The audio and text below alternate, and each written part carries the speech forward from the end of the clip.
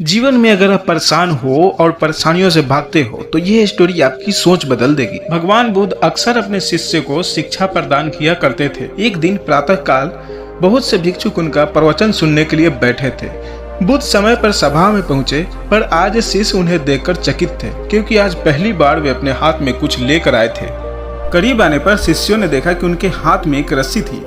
बुद्ध ने आसन ग्रहण किया और बिना किसी से कुछ कहे वे रस्सी में गांठें लगाने लगे। वहां उपस्थित सभी लोग यह देखकर सोच रहे थे कि अब बुद्ध आगे क्या करेंगे। तभी बुद्ध ने सभी से एक प्रश्न किया, मैंने इस रस्सी में 3 गांठें लगा दी है। अब मैं आपसे यह जानना चाहता हूँ कि क्या यह वही रस्सी है जो गांठें लगाने से पूर्व थी। एक शिष्य ने उत्तर में कहा, गुरुजी, इसका उत्तर देना तो थोड़ा कठिन है।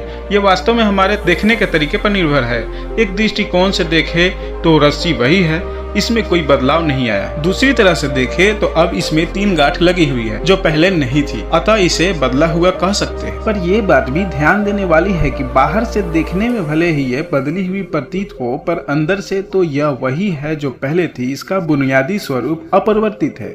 सत्य है, बुद्ध ने कहा। अब मैं इन गांठों को खोल देता हूँ। यह कहकर बुद्ध रस्सी के दोनों सिरों को एक दूसरे से दूर खींचने लगे। उन्होंने पूछा, तुम्हें क्या लगता है, इस प्रकार इन्हें खींचने से क्या मैं इन गांठों को खोल सकता हूँ? नहीं, ऐसा करने से या तो गांठें और भी कस जाएगी और इन्हें खोलना और मुश्किल हो जाएगा। एक शिष्य ने शीघ्रता से उत्तर दिया। बुद्ध ने कहा, ठीक है, अब एक आखिरी प्रश्न बताओ, इन गांठ को खोलने के लिए हमें क्या करना होगा? शिष्य बोला, इसके लिए हमें इन गांठों को गौर से देखना होगा ताकि हम जान सके कि इन्हें कैसे लगाया गया था, और फिर हम इन्हें खोलने का प्रयास कर सकते हैं। मैं यही तो सुनना चाहता था। मूल प्रश्न यही है कि जिस समस्या में तुम फंसे हो, वास्तव में उसका कारण क्या है? बिना कारण जाने निवारण असंभव है।